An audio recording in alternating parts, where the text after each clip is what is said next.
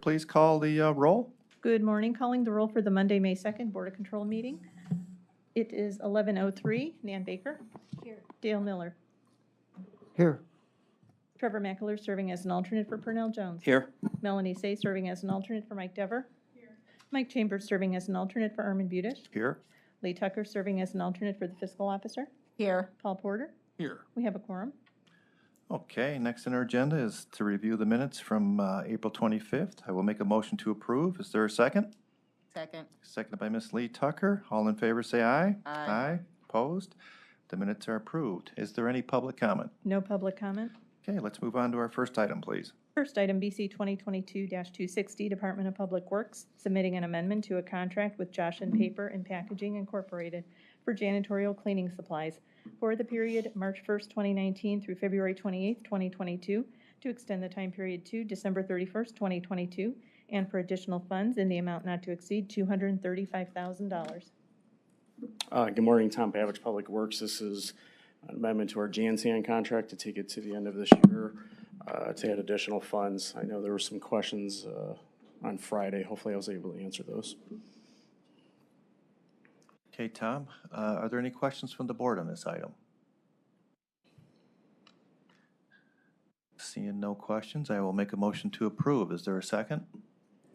Seconded by Miss Melanie Say. All in favor say aye. Aye. Oppose? The item is approved. Next item. Next item, BC 2022-261, Department of Public Works, submitting an RFP exemption, which will result in an award recommendation to Ohio Machinery Company, doing business as Ohio Cat, in the amount not to exceed $295,451.84 for the purchase of 2 replacement Caterpillar mini hydraulic excavators, and recommending the award in connection with said RFP exemption. Good morning, Tom Pavich, Public Works again. This is an award to Ohio Cat for 2 new mini excavators. They're replacements. The 2 older ones are 2010 and earlier New Hollands, which will go on Gov Deals once we receive these 2 new ones. It was purchased off the Sourcewell procurement platform, so we know we're getting a competitive price that was previously bid out.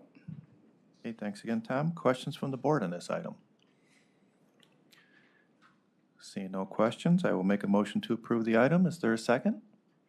Seconded by Mr. McAleer. All in favor say aye. Aye. Opposed? The item is approved. Next item. Next item, BC 2022-262, Department of Public Works, recommending an award on requisition 7980 and enter into a contract with Patriot Industrial Technologies Limited in the amount not to exceed $43,400 for water treatment chemicals and services for boiler and air conditioning equipment at various county buildings, commencing upon contract signature of all parties for a period of 2 years. Good morning, Tom Pavich again. This is a award recommendation of Patriots for the water treatment contract. It's used at various buildings. It treats the water, it purifies the water for use in all of our county buildings. This was competitively bid, and this is the award recommendation for 2 years. Are there questions from the board on this item? Mr. Meckler, please. Mr. Chair, just no questions, but just a comment. For the last 3 items, there were advanced questions from council that were answered, so. Yeah, appreciate that. Okay. Also note on this last one, Sharon, the funding source, which I did not catch on Wednesday, is incorrect. This should actually be general fund, not sanitary. I was going to ask that question, Tom. Thank you. Okay. Any additional questions or comments from the board? Seeing none, then we will make a motion to approve the item as amended for the general fund. Is there a second? Seconded by Mr. McAleer. All in favor say aye. Aye. Opposed? The item is approved. Thank you. Next item. Next item, BC 2022-263, Department of Development, submitting an RFP exemption, which will result in a payment to Jumpstart Incorporated in the amount of $43,200 for operating support for the Shared Entrepreneur in Residence program for the period May 2nd, 2022 through December 31st, 2022, and recommending the payment in connection with said RFP exemption. Good morning, Paul Hertig with the Department of Development. The item before you today is the 3rd year of a planned 3-year funding that Cuyahoga County is providing to Jumpstart for what's called the Shared Entrepreneur in Residence program. With me today, in case there's detailed questions, are Patricia Grossbraun from Jumpstart and the actual entrepreneur in residence, Camille Hurd. She is the entrepreneur in residence. For 3 years now, we've been providing some funding which is matched by Jumpstart itself and other sources. This is a collaboration among 4 minority-led small business organizations, ECDI, the President's Council, the Urban League, and the Hispanic Business Center, Jumpstart itself. And under this collaboration, there is an entrepreneur. There was a different entrepreneur to start, then they moved to California, so now Camille's the entrepreneur. But the entrepreneur in residence works directly with minority tech startup entrepreneurs to help them, with the many things they need to do in order to bring their ideas to fruition. We think this is a really exciting collaboration. It's really unlocked the potential of some individuals in the community who otherwise may not have had a chance to access the resources they need to grow and succeed as entrepreneurs. And the department's very pleased to recommend this 3rd and final year of funding. Thank you, Paul. Are there questions from the board on this item? Yes, please.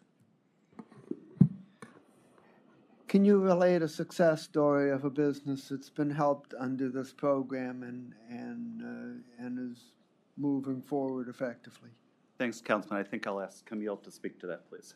Hello. Thank you for allowing me to be here today. My name is Camille Hurd, entrepreneur in residence at Jumpstart. And I would say one of the success stories that we can speak to under this program was our pitch cipher, which launched this past April. And we were able to have 5 different minority tech founders from Cleveland in our county be able to pitch in the community for funds. And we're really excited to announce that this is a continued program where we anticipate in October having a larger competition where the winners from each of these series will be able to compete for a larger sum of funds to really help them grow their businesses. So this first winner, her name was India Johnson, and she has a very innovative drone company, and we were able to help her get funded under this initiative. Okay, thank you. Thank you. Sure. Any additional questions from the board? Please. Yeah. So always good to see entrepreneurs, and that's where we need to be. And I'm glad to see some of the innovative ways that we're doing it. So this is our third year, right? So would you say that, objectively, would you say that the first 2 years have brought a number of new entrepreneurs, and that you have the trail of evidence to show it? I'll go first. So thank you, Councilwoman. I have actually the written report in March showing so far 25 Black and Hispanic tech-focused entrepreneurs have been served. And this has already been linked to sustained or creating 20 jobs, as well as $1.85 million of follow-on funding already received. So Good. from my point of view as a funder, this has been quite successful. Well, that we need to celebrate that. I mean, it's really good that we're tracking it and we have evidence to show that this is a program that's working. Is all based on tech? Is that the criteria, that it can't be a different type of business? It all has to be related to tech? That's correct, Councilwoman. Yes. And do you find that many of these are in homes, or are they more, or are they split among different, in offices or bricks and mortar? Yeah. Council, maybe Patricia, a chance to address. Tell me what does it look like? Yeah, I'm Patricia Grospiron with Jumpstart. I manage the tech ecosystem that provides support, advisory services, technical assistance to the tech entrepreneurs. In the world of COVID and remote work, there are a lot of hybrid jobs, as you know. So most of those folks actually are working from their home for the most part. They don't necessarily have a need for some actual space. They are going to end up going to some of the co-working spaces that are available around here on a part-time basis. They have not, for the most part, established some physical space yet. Well, if I may ask, what do you envision? Do you envision them to stay small and in their maybe safe space of their home office? Or are you envisioning that there are stages that you hope that they advance themselves to perhaps a controlled environment that you're still, helping them along, and then and eventually on their own? What is it? What do you see as a full global look at what this program can do? So success looks like Success looks like, yeah, thanks. yeah. That's Thank you. partially funded. So we're partially funding by the Ohio Third Frontier program by the state of Ohio, the Entrepreneurial Services program. Success looks like, and Paul mentioned one, follow-on funding, because that's a sign of getting traction, and then revenues generated because you're going to be able to have some products that you're selling, and therefore jobs created. And success looks like the ability to actually generate some economic development and have some meaningful outcomes that are helping, with the indirect economic impact that everybody has being gainfully employed. So the whole reason why we're doing this is to make sure that we are really having a creative and energizing economy in the state of Ohio, in Cuyahoga County. Right. And does success look like, at the end of the day, the launch is made where no longer we are needed? Is that? Oh, totally. So we have different stages. And, if you think about a startup idea, which is in the ideation stage, so we have imagining, incubating, Right. demonstrating, Right. market entry, and then growth and sustainability. We believe that companies need help through the market entry phase. Growth and sustainability means that they actually have gotten some traction and they have a business model where they actually can make some money, so they don't need help anymore. That's right. And then when we talk about tech-enabled companies and we think about follow-on funding, ideally it's venture capital, and you're going to have a hockey stick approach in terms of their ability to gain some traction. Right. So at the beginning, it's really hard, and they're not going to hire too many people. It's not going to be W-2s. It's going to be mostly 1099s, and eventually they're going to be able to get traction, and they're going to be able to hire some folks, and that's what generate the economic outcomes. In the real private sector world, there's success and failure. You have a great idea, you think you have a great idea, that great idea doesn't pan out. So how do you, in this very early, I have a dream, kind of a job or a company, but then find out you're not going to make it to the third stage. It's just not going to come to fruition. It's going to cost you more. If you were in the real world of the private sector, you'd be out of business. How do you deal with that? So this is the story of our lives. That's what we Can do day in imagine. and day out. And I mean, you don't want to tell people that their baby is ugly and they have to find out on their own. So this is exactly what we're doing. People, we have a number of engagement and boot camps, workshops, and advisors who are providing one-on-one assistance. And the whole premise is to really do that customer discovery in order to find out that there is a need here, Right. And then like product market fit, and are you actually providing a solution that people want to buy? Who is the competition, and how does the business model look like? This is what we do all day long. So you do that. That's all front end work. Yes. Yes. And my motto is up or out, so you want to fail fast. Yes. Now, the other component, though, that's super important in what we're doing is the educational component. And, I always say once an entrepreneur, always an entrepreneur.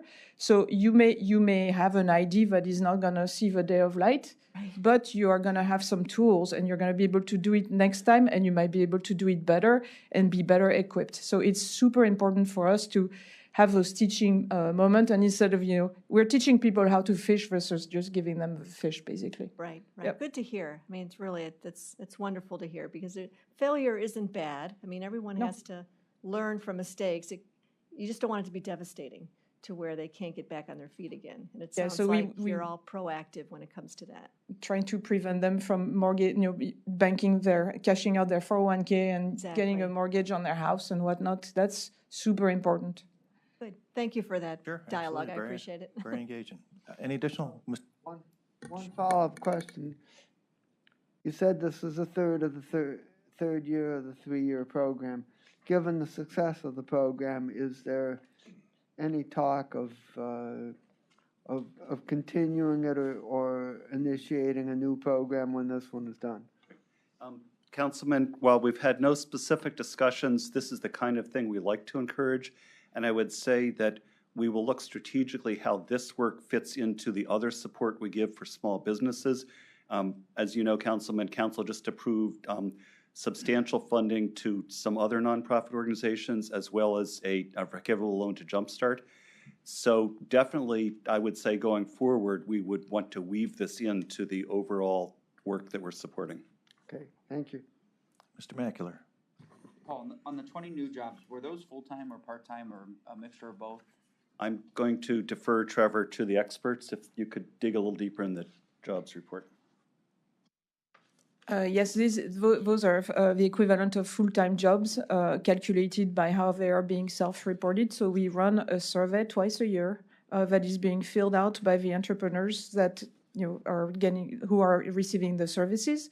And if somebody reports 0.5 FTE, then 0.5 plus 0.25, and 0.25 equals 1. So this is the equivalent, but they could be rolled up and be some part-time jobs. Yep. And in that survey, do they give you the average salary of these jobs? Do we have that number of how much the average salary of these jobs are? Yes, we do. Yeah. Can you share that? I would have to go back and look instead of making some number up off the top of my head right now. That'd be great, because, Yeah. To Councilman Miller's point, this is a pretty good return on the county's investment, at least. So that data would be helpful potentially in looking at beyond the third year. We'll get it to you, Trevor. Thanks, Paul. Thank you, guys. Appreciate it. Please, yeah. Paul, in your answer in the backup, this is the only operating support that we're giving to Jumpstart. So and it's in its third year. What were we doing before? What has replaced this with the contributions given before that? Right.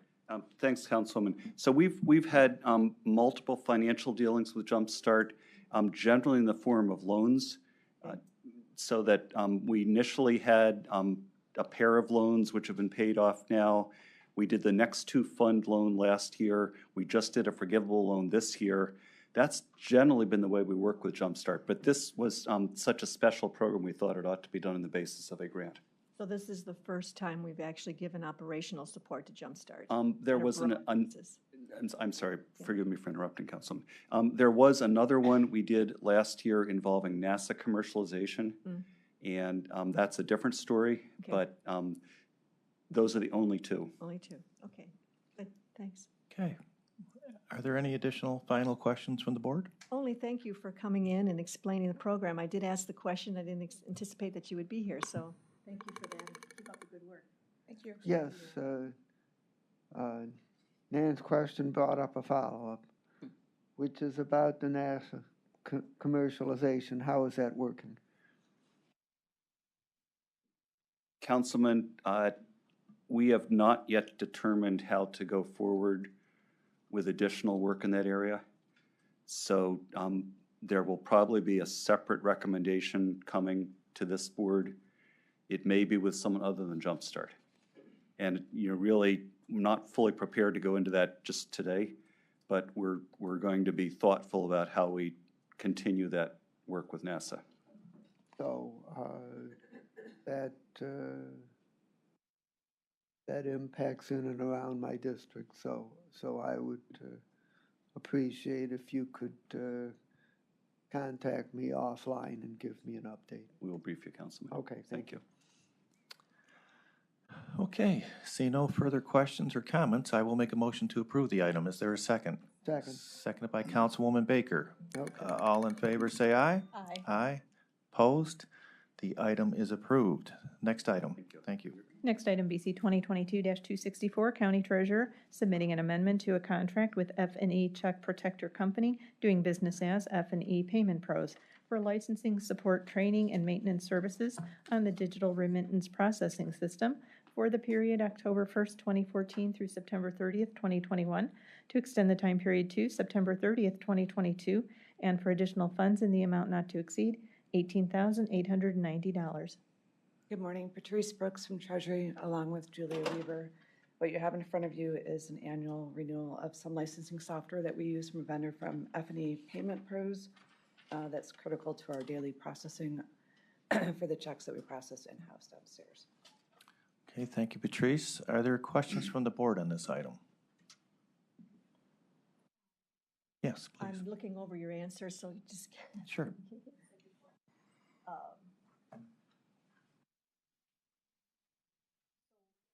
I know this is very late from last year. They are still waiting for their payment. Yes, correct. We're going to be working on an 8th. Correct. They are our sole source provider, if I'm saying that right. And then after we convert our new real estate system, we will go out and secure a long-term contract with either them or someone else. How long, if I may, how long will your 8th It'll one's ending when? another year, so 9/30, so September of, well, 10/1 of 2023. 2023? Correct. That'll be the 8th, right? Yeah. Knowing that this is ending in September, going to be moving on to 2023 as the next ending date, will you be coming? Oh, very soon. Oh, very soon. Okay. Oh, very soon. So that we're not approving something No. late? Very soon. Okay. that's- Sure. Any additional questions? And I'm sure you'll have a cancellation clauses in there. Okay. All right, good. With that being said, I will make a motion to approve the item. Is there a second? Second. Seconded by Ms. Lee Tucker. All in favor, say aye. Aye. Aye. Opposed? The item is approved. Thank you. Next item. Next That's item, just one, can I ask one question? You sure here? can, please. Just one quick, you mentioned this is sole source? No. Yes. Well, if it's sole source, No, it'll just be another extension. another extension of Correct. the same company? Correct, correct. And is this written up as a sole source? Is that how it's being, I think it was an I-bid. I mean, if we're not going to go out to bid, is it? So this one was an amendment to the current agreement. It wasn't an additional sole source, and I don't believe this was initially done as a sole source. We can check and make sure. I thought years ago, the bid goes back a while because we're on the Seventh Amendment. So I don't know if it was truly done as a sole source or if this is kind of the only one who can do it. We can get you that historical info, but I think what we're hearing is after the migration, it's going to be a good opportunity to try and see if there are other vendors that can do it. Correct, correct. Well, given we're going out to, well, 2023. Right. Just curious as the sole source comment. And just to clarify, we checked some backup documentation. It was an RFP back in 2014. So it was awarded as a contract from an RFP back in 14. Thank you. Awesome. Thank you. Okay. Can you move on to the next item then? Yeah. Okay. Next item, BC 2022-265, Department of Human Resources, recommending an award on requisition 7979 and enter into a contract with GPI Enterprises Incorporated in the amount not to exceed $120,000 for sourcing and recruiting of corrections officers for the Cuyahoga County Corrections Center, commencing upon contract signature of all parties for a period of 18 months. Stephen Witt with Human Resources. This contract with GPI Enterprises is for recruiting corrections officers to supplement our own recruitment efforts for corrections officers within the jail. This contract is the result of a RFP process that we did put out. We did only receive one proposal for that RFP, and we're confident that the pricing that we're receiving, the pricing that the vendor is asking for under this of 15% of their first year salary is within the realm of the recruitment industry based on research that we did. GPI is confident that they can provide us qualified candidates that will get through our PRC process as well as the mandatory jail training. They are so confident that they will provide a replacement candidate should any one of their candidates not make it a year with the jail at no additional cost.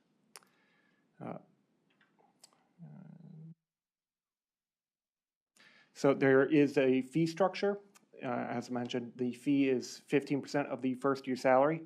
And the way that fee is structured is that the vendor will receive 30% upon us hiring the candidate. So that means making it through the PRC hiring process. And then the remaining 70% of that fee will be paid out once they complete the mandatory jail training, which is typically about 3 months. Okay, thank you, Stephen. Other questions from the board? Mr. Mackler. So Stephen, just to confirm what I think, if any of these 15 candidates leave within the first year, that they will then replace that candidate at no cost? At no additional cost. So if the first candidate, we paid out the 30%, but they didn't complete the jail trainings, we still owe 70%. The replacement candidate would then, once they complete that training, would receive the additional 70%. If they made it through the mandatory training and we paid out everything for that candidate, the replacement candidate would be at no cost.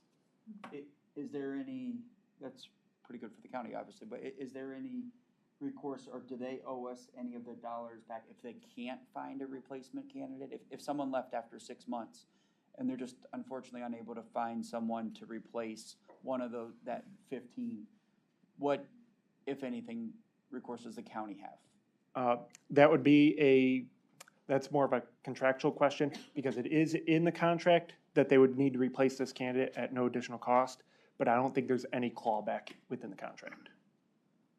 So, I mean, that would be, we'd have to track those 15 for over Absolutely. a year. So, I mean, that could just be a challenge with that, as many COs come and go. So I think that's just important for, I don't know if that would fall on the sheriff or on HR, but, because I can see a year from now, each department saying that wasn't my responsibility or to review the contract. At least from HR's perspective is that we will watch these 15 candidates because while the sheriff's department is funding this contract, we are managing it. So we will make sure that we're the ones watching to make sure these candidates That's great make it through. That they're willing to back the year. Sure. Councilman Miller, please.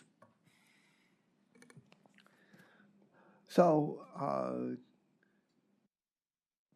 have we basically done this before in the sense of hiring an outside firm to assist with the recruitment of people that we need in significant numbers, or is this a new undertaking? My understanding is that in the sense of having an outside firm look for multiple candidates for one position, that is a new, at least as long as I've been with the county, that is a new initiative. They have done the recruitment contracts for one-off Right, candidates. right. I know we've done those. But for something like this, for corrections officers or social workers, this is the first time I've heard of the county doing something like this. And my other question is, how do we know that they're not going to recruit candidates that we could have found anyway through our regular recruitment process? They are, so one of the things that, because we only had the one proposal, we entered a lengthy negotiation process with GPI. And what we tried to do is we tried to get them to commit to things that we don't normally do or that we can't do on our time frame with the government. So like one of the things is they're going to be posting and seeking out candidates through other job boards and things that we don't normally use because we do have a lengthy procurement process or the fees are too extensive for us. But they already have that sort of network in place to try and seek out these candidates. So while we're opening up to advertising that we haven't done before and things like that to try and draw candidates in, they're going to go out and actively seek these candidates. So we're hopeful that they're looking at candidates that have this experience already, that maybe don't know about the county, that our outreach can't get to. And is their recruitment going to be primarily local, or is it going to be a larger, even all over the country, or what's going to be the range on this? I can't imagine that for a corrections officer job within the county that they're going to search nationally. I know GPI is based in Medina, so I imagine at least a regional look at this. Mm-hmm. Okay. Councilwoman, please. So the description says that the recruiting of correction officers, but I heard you just say that there perhaps are other recruitments that this company may be responsible for? So there has been talk about doing something similar with social workers because they also have a crisis in trying to recruit and maintain social workers. With this contract, it's only 18 months. And it's only for 15 candidates thereabout. So it's more of a let's try it and see how this works, and then if that works, we may try and do something similar with other positions such as social workers. But this particular This contract. particular one is just corrections Correction officers. officer, okay.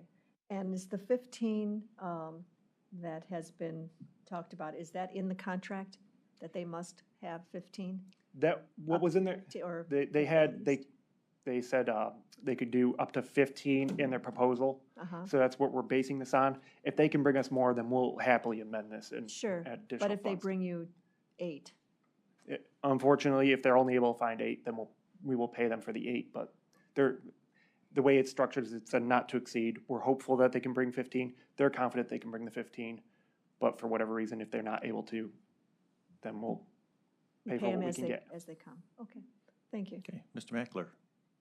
Are they required to have the recruits 1 through 15 before a certain timeline or any time over the course of 18 months?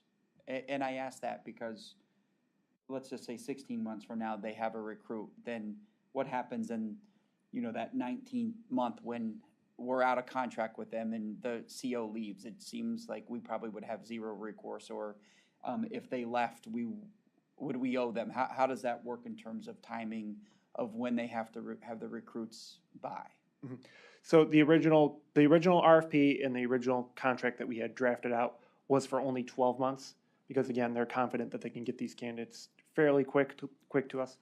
So we've added that additional 6 months as kind of that buffer so that should those candidates be hired in the second half of that original year, there is that buffer in place. But as far as I'm aware, they need to provide these candidates within the first 12 months.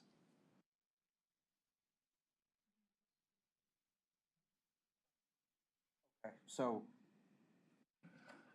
if they do hire someone in, say, the 12th month, right, and they leave after that, or we no longer would have a contract with them after 18 months, so That year is doesn't necessarily apply then, I just want to make sure, I mean, but it's still nice to have for the first 6 months of the contract, but.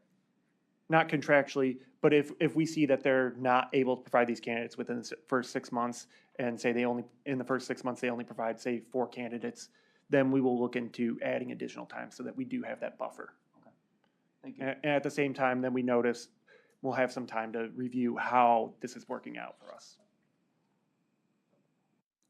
Okay, are there any additional questions, comments? Seeing none, then I will make a motion to approve the item. Is there a second? Second. Seconded by Mr. Mackler. All in favor, say aye. Aye. Opposed? The item is approved. Next item. Thank you. Next item, BC 2022-266, Department of Information Technology, submitting an RFP exemption, which will result in an award recommendation to Rulta Advisex Technologies, LLC, in the total amount not to exceed $91,870.54 to pay outstanding invoices in connection with a contract for IT hardware, software, and other peripheral items for the period December 1st, 2017 through November 30th, 2020, in the amount not to exceed $85,600.54 for services received during the period June 1st, 2020 through November 30th, 2020, in the amount not to exceed $6,270 for services received during the period December 1st, 2020 through January 31st, 2021, and recommending the award in connection with said RFP exemption. Good morning, Janelle Green, Department of IT. This one we know is way late, but this is in regards to, we had a master contract for services for the reverse auction. If you remember, we did that a few years ago.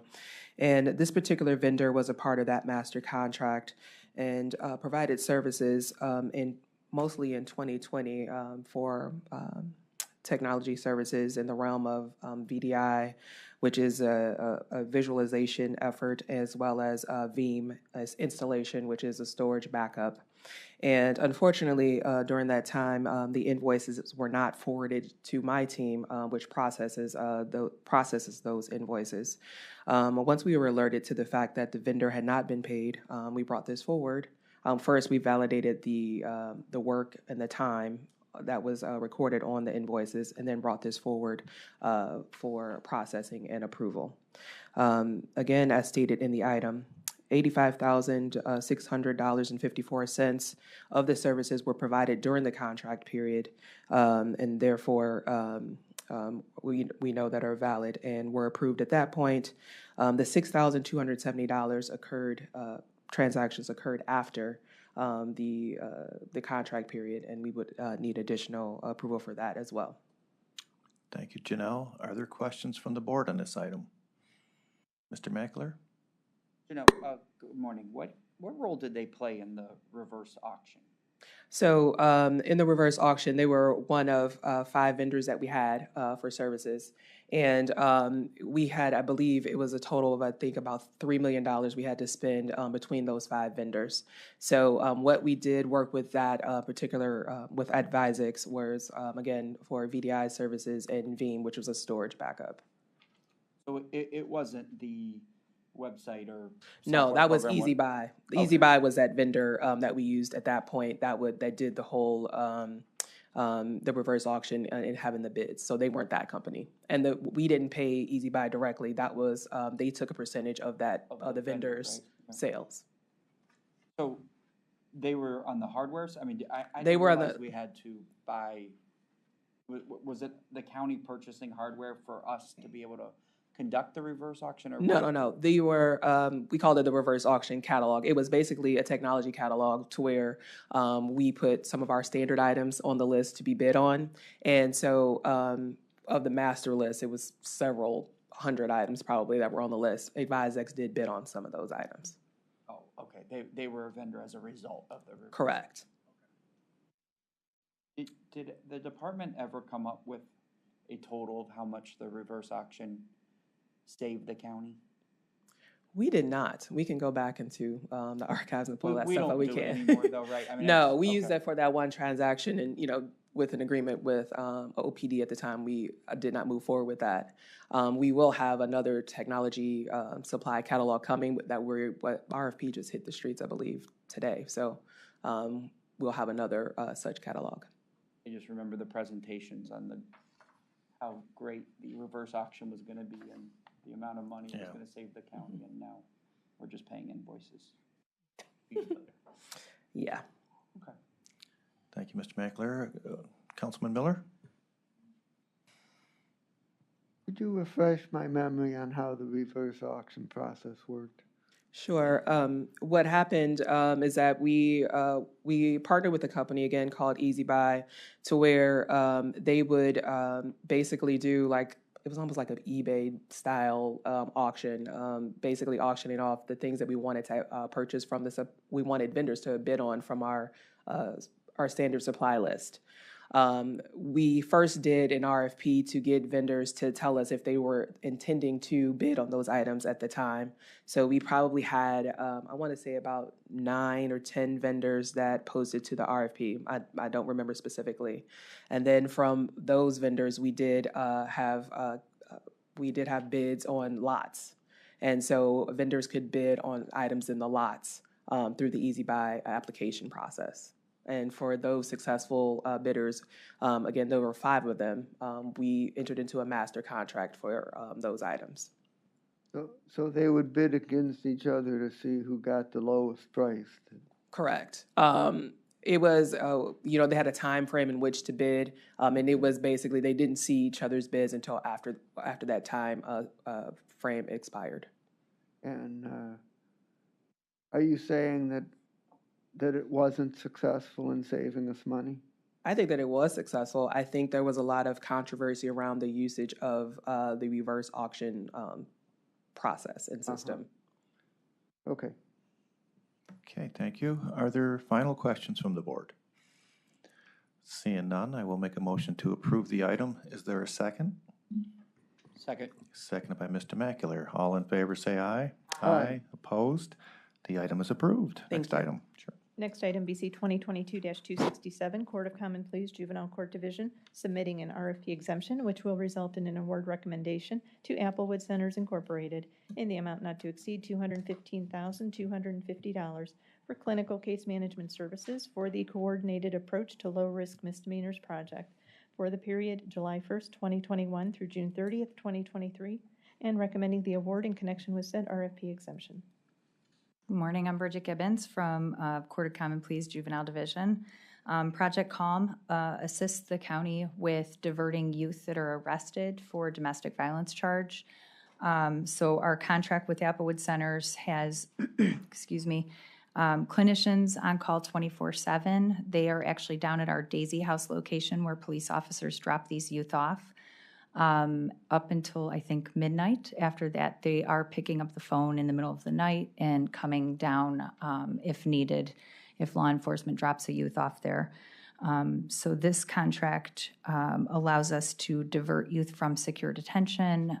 They do the triaging and screening process to receive the youth, and then do a triage, a screening process that allows them to go and be placed in one of our youth care centers. Okay, thank you. Are there questions from the board on this item? Please. Yeah. So it's just a little curious as to the timeline that you gave, and that is helpful that we have that listed. 7/9/2021 was when the grant was actually received. So then it's in our hands. We're no longer waiting to know whether or not we're going to get the grant and when we're going to get the grant. But 7/9/2021 is when we got it, which is still about 10 months ago. Right. So, and I understand, I read a little bit of the background of an employee that left and not understanding all that. Right. So our provisions put in place where we're not dependent on employees coming and going as to whether or not the process works? Absolutely. At this point in time, you know, we've had a pretty significant turnover in our fiscal department that manages all of our contracts. I'm trying to see the silver lining when that happens, and so we have far more people cross-trained at this point in time over our legal division. One of our deputy court administrators has been highly involved, and one of our other directors has been also highly involved. So we are putting together policies, procedures, having a much better working relationship with our other county partners to ensure this does not happen again.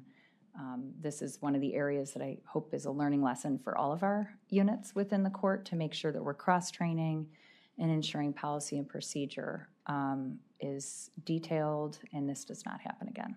Absolutely. That's good to know, thank you. The code issues that were outlined here that seemed to delay it a few months, has that been remedied?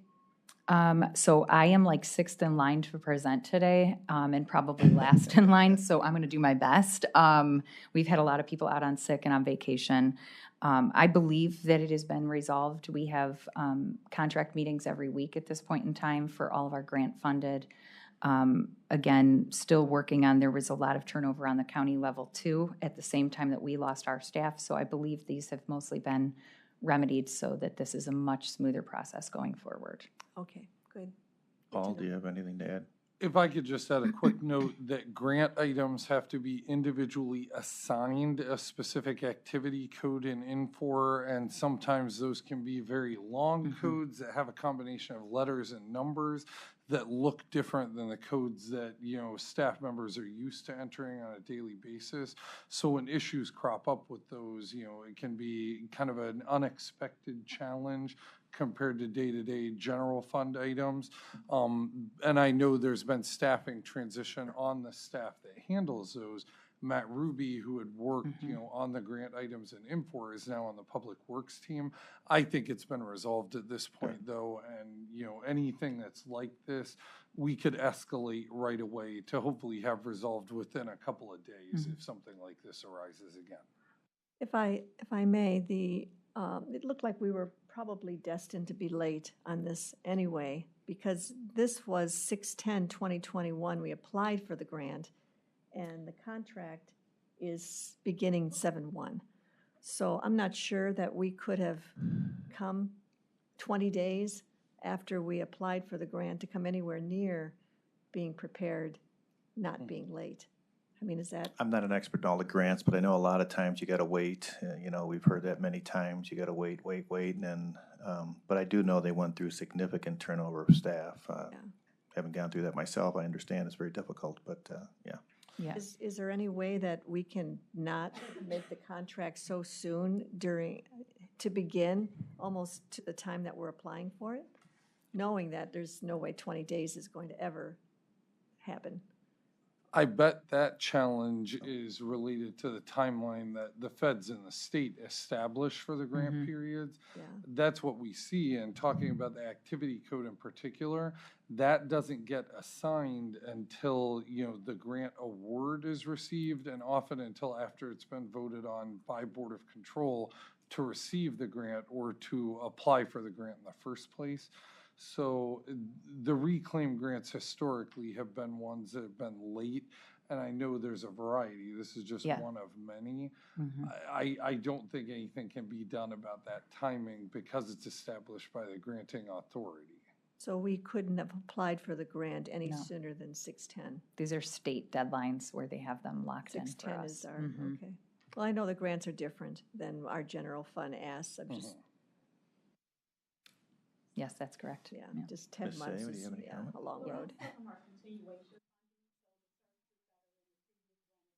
The next grant is the same services. Yeah. So a lot of times they know that these services are coming Yeah. each year. So it's kind of like a continuation, so it's not like the vendor doesn't know this money is coming through the pipelines. Right. In this one, the reclaim grant is a little bit dependent on many factors. So our funding for reclaim can be very high one year and can drop significantly the following year. So it's not the easiest grant to manage, but I think internally we've done a lot of things to shore up our own process to get our contracts moving a lot quicker, and writing providers into the grant. So we're trying to make this a more efficient on our end, but yeah. But it is kind of hard to predict because there can be pretty significant ebbs and flows on what we receive from the state. Given that this is a continuing grant, so no services have been withheld, it's been continuing. That would be a question. They continue, yeah. Just keeps going. Stated the vendor is usually written into Yeah, so they know ahead of time. It's okay, just our policies and procedures and what we have to go through yeah. as far as setting up that.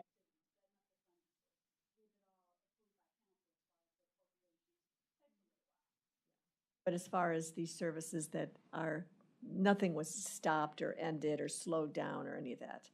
Even 10 months of services were continued. Because you had enough money going in from the past grant, is that why? Or are they waiting for their I money? think they're waiting or- on money. The providers on these ones, the providers are all waiting on money and have been held off on being able to receive payment. Okay, good. But it's Not good, but I understand. It's not good, but I'm sure it's historically, they've been used to this. So it's, we can do better, there's no doubt about it, and it seems like you've got some steps that you are taking, so good. Thank you for the answers, I appreciate it. Sure. Okay, any final comments? Seeing none, I'll make a motion to approve the item. Is there a second? I'll second. Seconded by Councilwoman Baker. All in favor, say aye. Aye. Opposed? The item is approved. Next item. Next item, BC 2022-268, Court of Common Pleas, Juvenile Court Division, submitting an RFP exemption, which will result in an award recommendation to Belfair Jewish Children's Bureau in the amount not to exceed $147,643 for integrated co-occurring treatment services for the Behavioral Health Juvenile Justice Project for the period July 1st, 2021 through June 30th, 2023, and recommending the award in connection with said RFP exemption. Bridget Gibbons again from Juvenile Court. This is our contract for integrative co-occurring treatment with Belfair JCB. This is for our BHJJ, our Behavioral Health Juvenile Justice program at our court.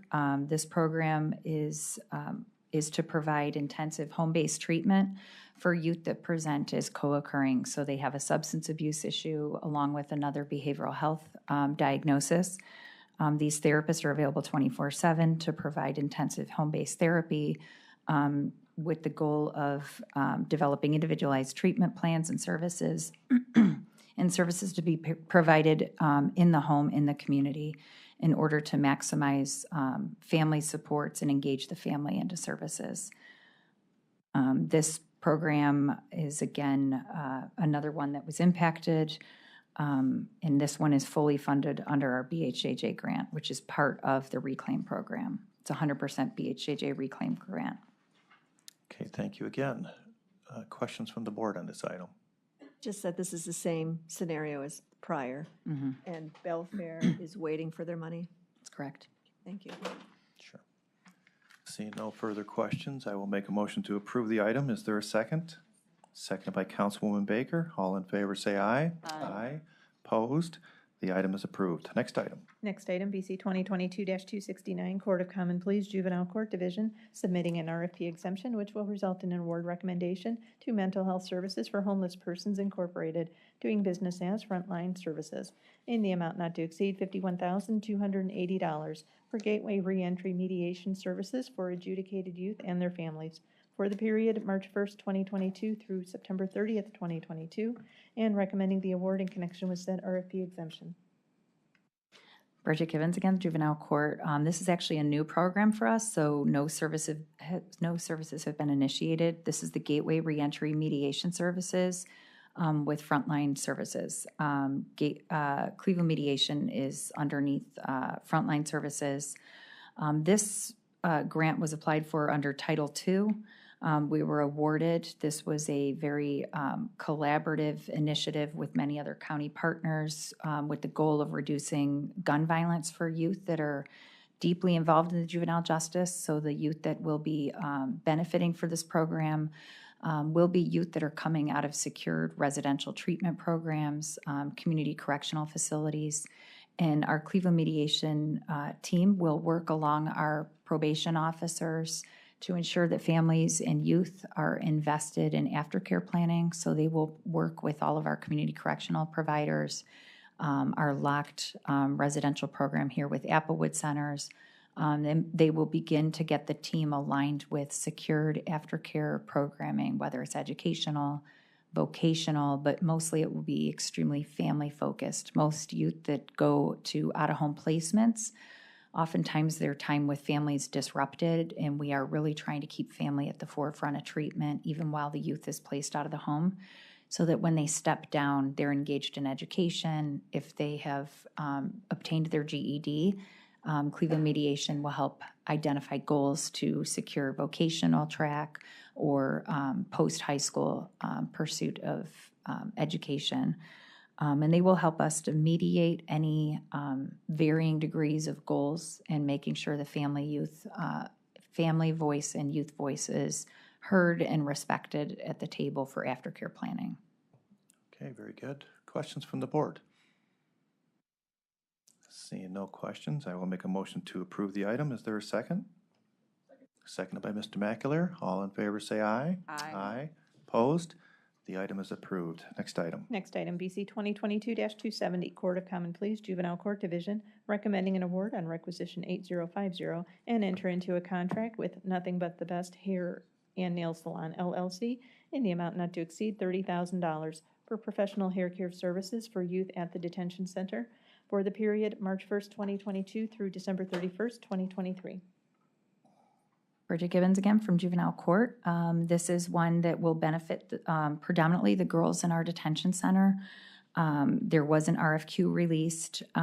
We received 2 responses. Nothing But the Best Professional Hair Care Services will help with natural hair care services such as braids, twists, quick styles for youth that are housed in our detention center. Can be for girls and boys. We do have barber services, but generally those are not really responsive to gender-specific needs of the girls in our care. Girls in our care, the length of stay has increased significantly. So when we used to have sort of short stay in and out of detention because of our admission criteria has gone up significantly, some of our girls are with us for extended periods of time. This allows us to have hair services to address various textures of hair. And so this is the one I know least about, but if there's any questions, I'd be happy to answer. As do I. So, questions from the board? Please. This just seems, and you don't have to answer, but maybe go back and check. This seems like a perfect example of reaching out to smaller businesses that don't know anything about what we do to try to bring them in to offer the services that are needed. And it seems that, I know we went out to 11 different hair care salons, but I only got 2 back, but there's a lot of hair salons out there. Yes. And if we're trying to encourage more diversity and bring in, hair salons that perhaps don't even know what we do here in the county, this would have been an example to do that. Yes. Do you know anything about that or the outreach that took place, or? I was not involved in the outreach that took place on this. I do believe that our Deputy Director of Programming down in the detention center, Celeste Wainwright, was involved along with some of our fiscal teams. So I'm not exactly sure how that went, but I'm sure they probably, with Jackie Brackett, who's our volunteer coordinator, probably, put the net wide. But I do agree that is sometimes hard to get the attention of our smaller agencies to respond to and see these. So I can go back and find out how they did that. 11 is, a respectable number, but 50 would have been. Right. I mean, we could easily find 50 hair salons that are not very far from this location that I would think would at least raise the awareness of what it is that we're doing. I agree. I agree with you, and hopefully you can reach out to Director Lockett. I know she's trying to put together a contracting list so that she can not only reach out, but hopefully equity and inclusion people as well, so. Yeah. Good. Thank you. Any additional questions, comments? Okay, seeing none, I will make a motion to approve the item. Is there a second? I'll second. Seconded by Councilwoman Baker. All in favor say aye. Aye. Aye. Opposed? The item is approved. Next item. Thank you. Next item, BC 2022-271, Department of Law, recommending an award and enter into a contract with HCA Asset Management, LLC, in the amount not to exceed $49,500 for certified property insurance appraisal services for county-owned buildings and properties for the period April 8th, 2022 through December 31st, 2023. I I should say good afternoon. I'm Awata Fasad. Everybody knows me here. I'm the county's risk manager, and the Department of Law is recommending an award to enter into a contract with HCA Asset Management in the amount not to exceed $49,500 to conduct certified property insurance appraisals for county-owned properties. Okay, thank you. Questions from the board on this item? Seeing no questions, I will make a motion to approve. Is there a second? Second by Councilman Miller. All in favor, say aye. Aye. Aye. Opposed? Item is approved. Thank you. Moving Have a on good to day. exemptions. Thank you. Next item, BC 2022-272, Department of Health and Human Services, submitting an RFP exemption, which will result in a grant award to Greater Cleveland Food Bank in the amount not to exceed $5 million to construct a new and expanded food distribution center in the city of Cleveland's Collinwood neighborhood, and to renovate the current facility located at 15500 South Waterloo Road, Cleveland, to serve as a one-stop shop for critical wraparound social services and support, effective upon contract signature of all parties for a period of 1 year. Good afternoon, Marcos Cortez, Health and Human Services.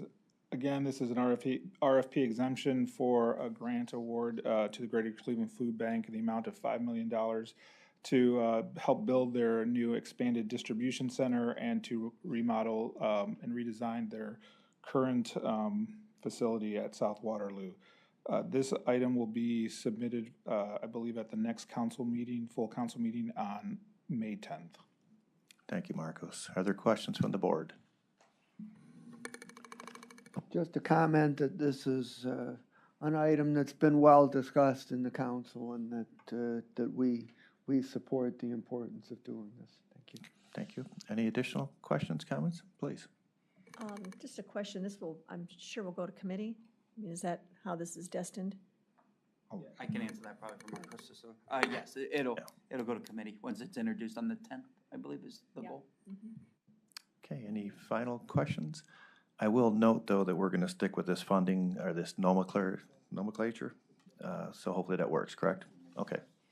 Mr. Chairman, I think that works. I think it helps Sure. just people reading it and understanding where the real funding's coming from, or where. Well, it is general fund, but I understand the source, yeah, okay. Are you okay with? I'm good, Okay. yeah, it's general fund, but absolutely, yeah, okay. Seeing no further questions, I will make a motion to approve the item. Is there a second? Second by Councilman Miller. All in favor, say aye. Aye. Opposed?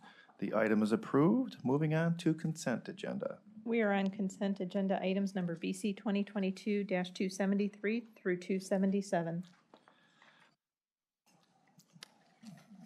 Just a couple of items, board members. If you have any questions, feel free to ask.